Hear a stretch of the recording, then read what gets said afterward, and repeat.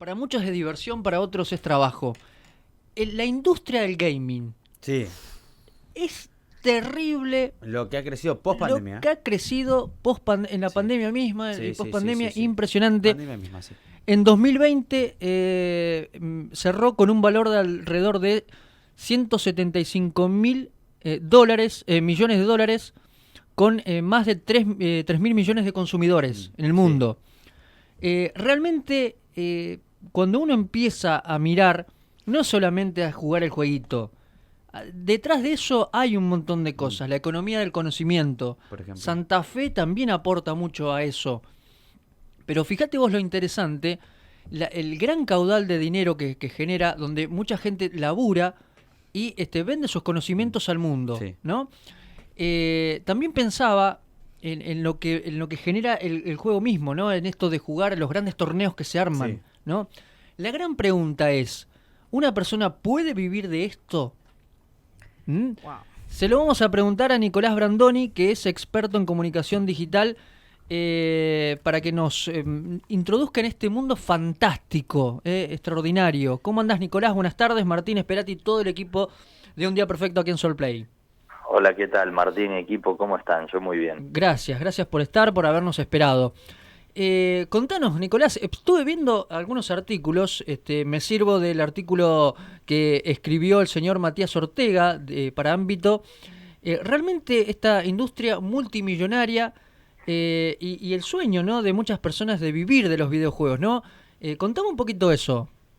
Sí, totalmente. Es una industria enorme que viene hace ya bastantes años, pero que en los últimos años, sobre todo con la aparición de la pandemia, ¿no?, se le dio mucha visibilidad y también tomó mucha relevancia por una cuestión de que en pandemia, habiendo afectado a tantos negocios, a tantas compañías, esta fue la industria que más creció, y que no se vio afectada por la pandemia, lo cual nos habla de algo, ¿no? Nos habla de algo que es, ojo con lo digital, que está Ujú. más allá de lo que pueda pasar físicamente, en todo sentido, en el sentido del negocio, como en el sentido de la soledad, como bueno, en muchísimos sentidos.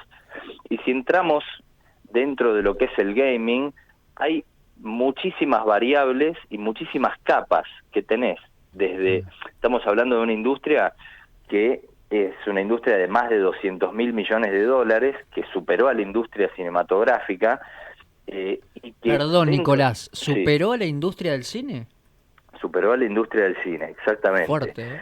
Sí, sí. Fuerte, y esto es algo que está comenzando a pasar, Mm. porque la realidad es que nosotros generacionalmente, si bien hoy por hoy tenemos, según estadísticas, el 40% de la población mundial es gamer, estamos hablando de, en la población mundial tenemos distintos tipos de generaciones, ¿no? La generación que está más familiarizada con esto y la que está completamente afuera de esto. Mm. Entonces, con el pasar del tiempo, estos valores van a, Claro. sin duda, crecer. Qué bárbaro, qué increíble. Pensaba, ¿no?, en las grandes marcas, EA Sports, Counter, por ejemplo, que incluso marcas como River, como Boca, en esos juegos de fútbol, Sí. que también ellos cobran, ¿no? Derecho. ¿Cómo es Sí, eso, Nicolás? sí, la industria del gaming en sí está dividida en varias partes. Por un lado tenés todo lo que es el desarrollo de videojuegos, que esto, como muy bien decías recién, genera una exportación de conocimiento que es bastante impresionante. De hecho, durante la pandemia, lo que fue el revenue o las ganancias de la industria del gaming en Argentina fue de 86 millones de dólares, de los cuales el 77% corresponde a exportación, Mm. pero eso es un fragmento de lo que es la industria del gaming, porque después tenés todo lo que es la parte, bueno, el juego en sí, ¿no? Una vez que está desarrollado, el juego en sí tiene dentro compras, Claro. microtransacciones. Uno puede comprar ropa para los personajes, puede comprar armas, puede comprar distintas cosas que pueden ser estéticas o pueden ser para que el usuario pueda ganar, Mm. que funcionaría como, no sé, los botines, ¿no? Si es un botín medio malo, capaz que es más difícil jugar que si tenés uno mucho mejor.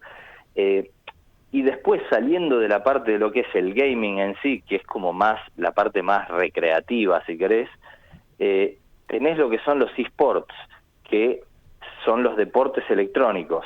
De ahí viene la palabra eSport, Electronic Sports. Esta es la rama competitiva del gaming. Y esta rama competitiva se profesionalizó mucho durante el último tiempo. Viene sucediendo hace largos años, pero en el último tiempo se profesionalizó mucho, y esto significa que hay clubes que son, por ejemplo, clubes nativos digitales, como por ejemplo en Europa hay un club que se llama Face Clan, que si yo se lo menciono a cualquiera, a cualquier persona que no esté ducha con este tema, no sabe qué es. Son clubes que nacen siendo clubes de eSports y que tienen una organización atrás que es igual a la de cualquier club tradicional. Vos pensás que eSport es un término general que abarca muchos juegos. O sea, tenés juegos de fútbol como el FIFA, juegos shooters como el Counter-Strike, juegos de estrategia como el Age of Empires. Entonces, cada una de estas organizaciones tiene distintas disciplinas adentro y distintos equipos adentro, que detrás de cada ese equipo de jugadores tiene nutricionistas, tiene coaches, tiene analistas, managers, kinesiólogos, especialistas en mindfulness, psicólogos, directores deportivos. Funciona muy parecido a un club tradicional, de deporte tradicional, pero en el mundo digital. Qué fantástico. Ahora decime, Nicolás, si tenés que agarrar un mapa mundial, ¿cómo se reparte, digamos, no sé, Argentina? ¿Qué papel juega en todo esto? Argentina está teniendo un crecimiento muy fuerte hace 2 o 3 años, no mucho más que eso, en cuanto a lo que es el papel en el mundo, ¿no? O sea, nosotros, si vamos, por ejemplo, al sudeste asiático, los deportes electrónicos vienen ya hace varios años y la mayor concentración de fanáticos se encuentra allá, y también de oportunidades y de premios. Y Latinoamérica se estuvo desarrollando en este último tiempo, y finalmente hace pocos años, 2 años, comenzamos a tener jugadores y equipos que salen de Latinoamérica para competir en competencias internacionales.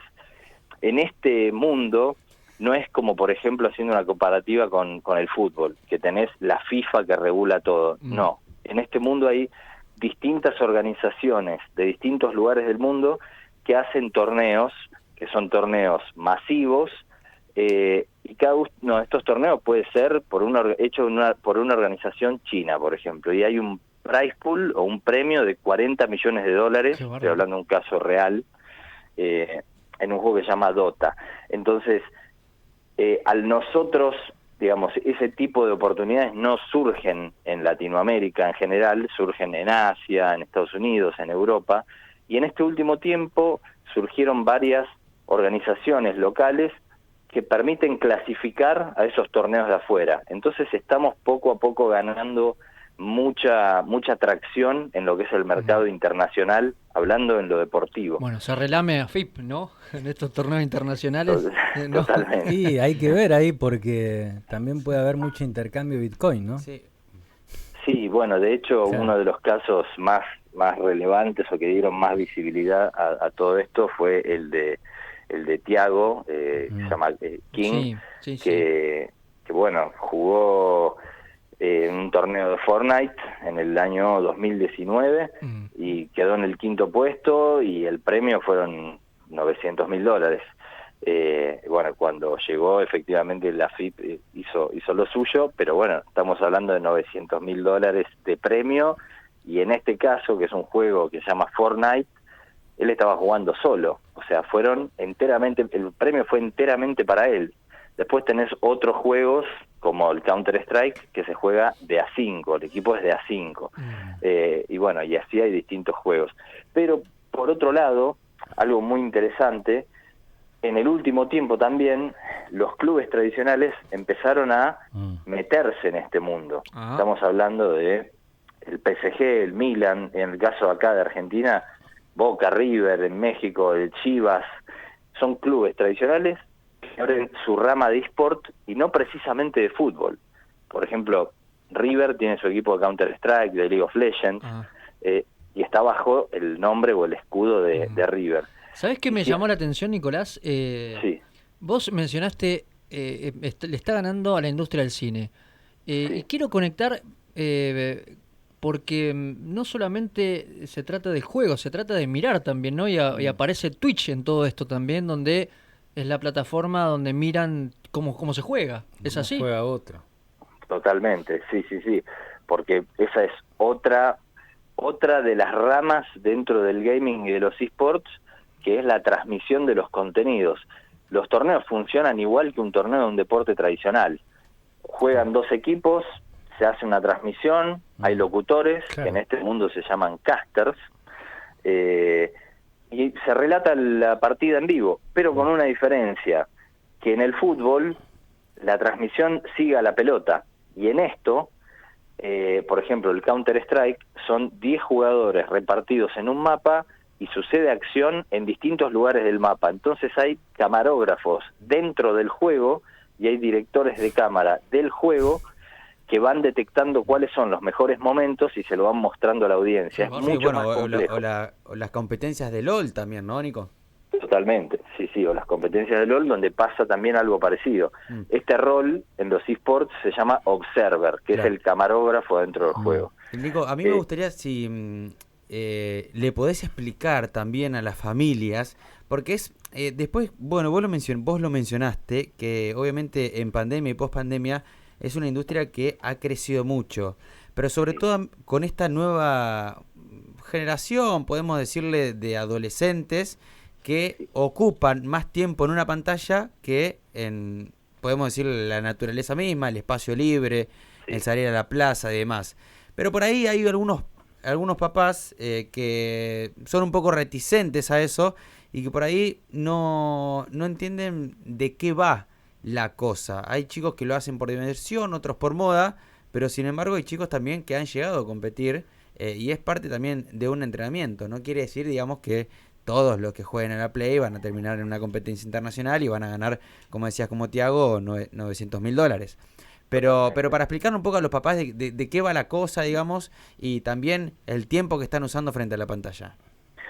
Sí, esto es un tema bastante complejo porque es totalmente, como lo decís, hay muchos padres que están reticentes a que los chicos estén mucho tiempo en las computadoras, en los celulares, que esto es algo completamente válido por una cuestión física también, ¿no? O sea, necesitamos ver la luz del día y necesitamos aliviar a nuestros ojos un poco, pero por otro lado, estamos en un momento en donde hay muchísimos, por ejemplo, torneos que suceden para detectar talentos.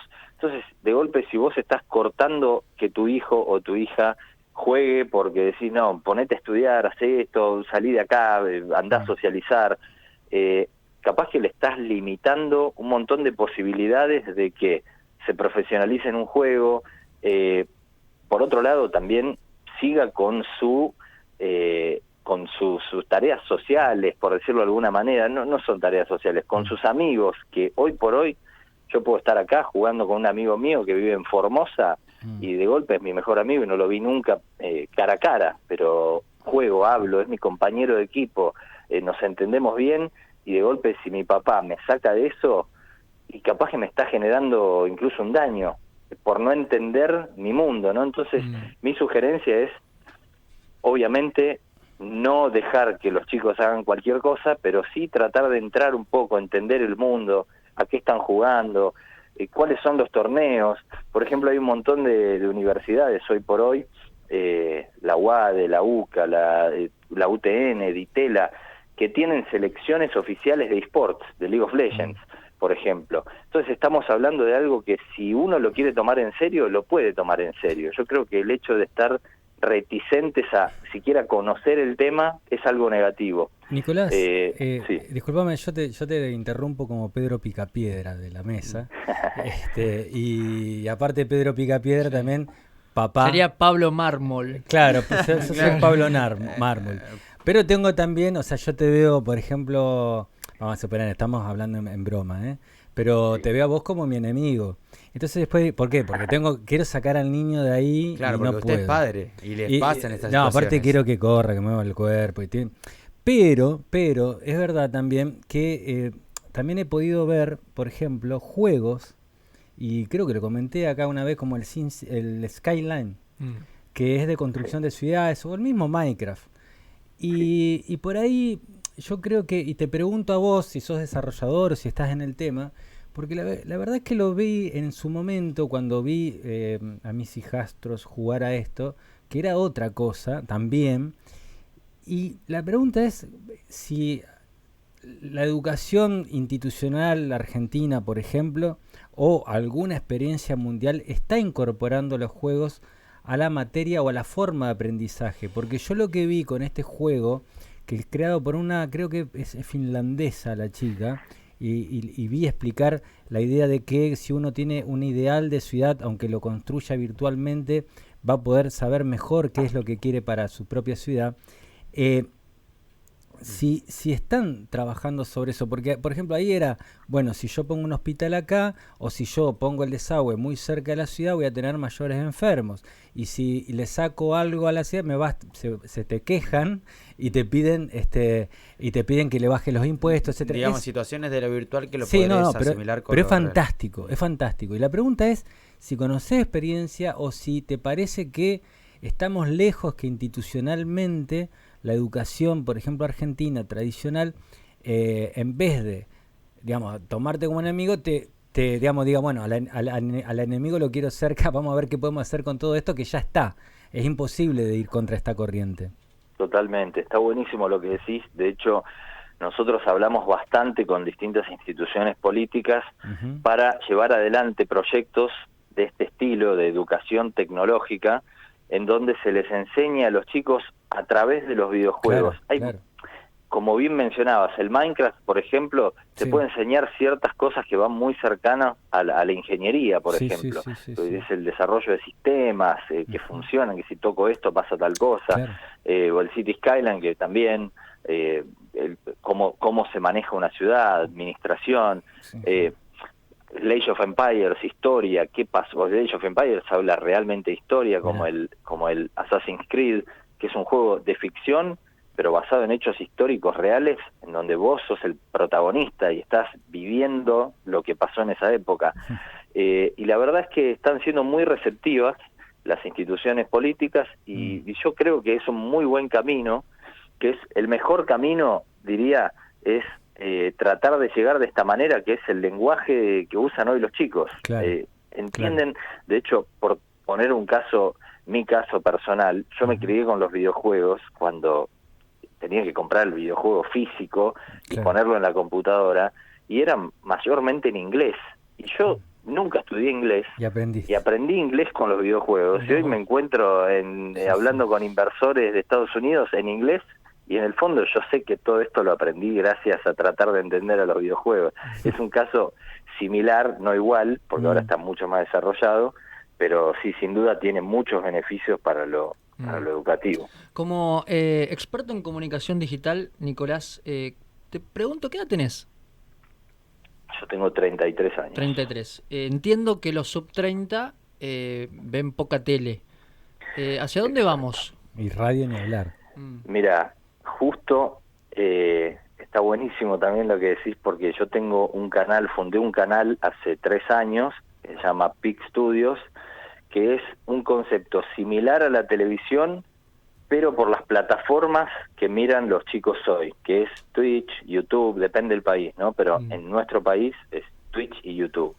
Y lo que nosotros hacemos es, hay muchos generadores de contenido, TikTokers, YouTubers, streamers, que generan contenido desde sus casas, que es un contenido que es muy genuino, muy como estar hablando directamente con esta persona, y lo que hicimos nosotros fue hacer una grilla de programación, y los conductores de los programas son los youtubers, los streamers.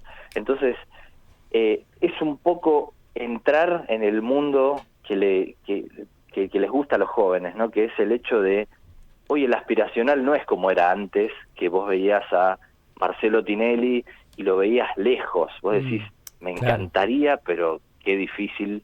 Interactuar, acá, claro, acá es como, me encanta y yo puedo ser él, e incluso si le escribo en el chat, capaz que me responde. Entonces esa cuestión de cercanía es lo que hace la diferencia en el tipo del contenido que se consume, ¿no? El mensaje deja de ser unidireccional y pasa a ser un ida y vuelta de información. Yo puedo hablar con la persona que me está hablando a mí y me va a escuchar. Entonces va un poco por ahí. ¿Cómo se llama el canal para PEEK Studios? PEEK con X? PEEK Studios, P-E-E-K. Ah, PEEK Studios. Qué ¿Y nosotros los que hacemos radio, qué futuro Claro. nos Cementerio. ves? No, el mejor de los futuros, porque Twitch tiene mucho de radio. De hecho, todo lo que es el streaming es algo que la radio siempre tuvo, nunca lo perdió, que es esta cuestión de cercanía. Claro. Ustedes interactúan con la gente los está escuchando por un tiempo prolongado, que no es lo mismo que la televisión. La televisión quizás te muestra algo y solamente te muestra algo, y la radio tiene como algo más de relajado, algo más de informal, si querés, de charlas, como que la estructura es menos guionada. Y el streaming o Twitch tiene mucho de eso también, que es, bueno, hoy vamos a hablar de estos temas. Lo que pase adentro de esa profundización no está guionado. Ahora, entonces, lo raro, sí. esto que te quiero preguntar, porque no te vamos a... O sea, porque te tengo acá. Esto me rompe la cabeza. Por un lado vos tenés Twitch, que son muchachos que están hablando, muchachos y muchachas que pueden estar hablando, no sé, 2 horas seguidas. Y por otro lado tenés TikTok, que es 1 minuto. Sí. Esta doble cuestión, Claro. y son los mismos, porque aparte... Lo efímero o lo prolongado. Claro, pero y pegan las dos. Sí, ¿Viste? sí. Y es como, me hace acordar a los celulares, ¿viste? Que antes eran más buenos cuando eran más chicos y ahora cuando más grandes son, o mejor resolución tienen, mejor. ¿Cómo, Sí. ¿Por qué se da esto? ¿O por qué vos crees que puede ser esto, que hay chicos que pueden estar 2 horas escuchando a una persona y por otro lado, si el TikTok dura más de 55 segundos, Claro, ya les parece enseguida a largo? los 10 segundos se van. Claro. Claro, totalmente. Sí, ahí hay, si bien tienen similitudes, son distintas audiencias. Claro. TikTok quizás va a algo mucho más masivo y una persona que busca otro tipo de entretenimiento. En Twitch vos entrás, primero porque hay una pertenencia. Vos entrás, te encontrás con una comunidad. Cada streamer o cada generador de contenido tiene una comunidad atrás, de gente que lo ve seguido. A medida que lo vas viendo, vas ganando como medallitas de hace cuánto tiempo lo ves. La gente en el chat te va reconociendo. Funciona también como esto de la radio, una cuestión de acompañamiento. Estoy haciendo otra cosa y mientras en el segundo monitor, porque en el mundo del streaming se acostumbra mucho a tener 2 monitores, o el gaming, Claro. Mientras estoy estudiando en el segundo monitor te tengo a vos. En cambio, y de hecho una cosa muy loca, que es, siempre las estadísticas hablan de que todo va hacia los celulares, y en el caso de Twitch no es así. Twitch se consume principalmente en computadoras, porque la experiencia es distinta, es mucho más prolongada. Ayer me Te pasó, Mira, te pongo un ejemplo. Nosotros en PEEK hemos hecho transmisiones de 12 horas de duración, cuando la retención del usuario era del 80%. O sea, el 80% del tiempo el usuario no solo estaba ahí, sino que estaba interactuando, estaba escribiendo en el chat. Y en TikTok es distinto, se busca otra cosa. Claro. Qué mundo fantástico, Sí, increíble. sí, sí. Mucho para aprender, aparte, incluso hasta como padre, Sí. esto que pues dice, bueno, enterarse. Primero hay que abrir la cabeza, pero Sí. es complejo también. Nicolás, y estamos viendo las redes sociales estas expresiones de odio, y muchas veces dicen, che, pero los juegos, hay muchos juegos que son bélicos. ¿Qué relación me haces con la exacerbación de las redes sociales con los videojuegos? En cuanto al tipo de videojuegos, se habla mucho del tema de la violencia, principalmente en Estados Unidos, ¿no? Se culpabiliza mucho a los juegos por lo violento, lo bélico. La realidad es que funciona igual que en la industria cinematográfica. Claro. O sea, uno sabe que es ficción, sabe que hay como objetivos que estás viviendo una película. Y yo de hecho escribí hace poco una nota sobre este tema, porque en Estados Unidos se habla mucho de eso y se dice los videojuegos, que no, que se muere gente, y después vas a Walmart y puedes comprarte una escopeta. Claro. Entonces es como Qué una contradicción. cosa, sí, totalmente. No sé si esto responde a lo que me preguntabas Sí, o sí, si sí. me fui por... Te Sí. pregunto, última pregunta y gracias por estar allí. Twitter, Instagram, Facebook, TikTok. Dame el orden, según vos. TikTok, Sí, primero. TikTok primero, en el mundo del gaming, Twitter segundo, tercero Instagram y Facebook último. Mirá vos. Facebook, que era muy consumido, quedó... ¿Para qué Quedamos, público quedó Nicolás? Dígalo Y dígalo sin ponerse colorado. público más 40. Más 40. Y ¿Cómo sí, se Y reconvierte todo, no? de a poco ese público está migrando a Instagram sí. y los jóvenes están en TikTok. Mirá vos, es como que se van corriendo. ¿Viste? Y Antes estaban en Instagram. Ya va a venir Sí, una sí. más, Sí, claro, sí, sí. claro. Porque aparte, pues sabes que yo recuerdo la vez que alguien me dijo, existe Facebook y me lo mostró y dije, ¡guau! Claro. Sí, O sea que yo puedo encontrar, y ahora, viste, qué rápido, ¿no? Esto también, no sé qué te parece a vos, pero la vertiginosidad de los cambios de la tecnología de la comunicación te dejan por ahí paradito, ¿no? Completamente, Es completamente. De hecho, en el impresionante. último tiempo apareció una nueva red que se llama BeReal, no sé si la escucharon mencionar, Sí, sí, ya lo escuché, sí. que es algo medio parecido, o sea, solamente Sí. que no podés subir imágenes cuando quieras, solamente cuando tu celular te dice, ahora es el momento. Sí. Y cuando es el momento, vos sacás una foto, que la saca la cámara frontal y la de atrás, que es cero cosmético, o sea, tenés que ser real. Qué bárbaro. Qué bárbaro. Y si no lo subís, no podés ver lo que suben los demás. Eso es algo nuevo que está apareciendo y todos los jóvenes, yo que estoy rodeado de streamers, influencers, están usándola. Yo no creo realmente que tenga un impacto tan fuerte como Instagram, TikTok, pero con esto me refiero a que puede aparecer de la noche a la mañana una plataforma nueva, Claro. que sea un hype tremendo y todo el mundo Sí, se sí. pase para ahí. Sigan a @Nico Brandoni en Twitter. Allí van a ver toda la información. Es CEO, fundador de PIC Studios. Ahí estoy muy mirando. interesante. Nicolás, ha sido un placer, un gusto. Te vamos a convocar en otra oportunidad. ¿Te parece? Muchas gracias, sí, me parece buenísimo. Gracias, Nicolás. Un gran abrazo. Muchas gracias a ustedes, abrazo. Nicolás Brandoni es experto en todo lo que tiene que ver con comunicación digital.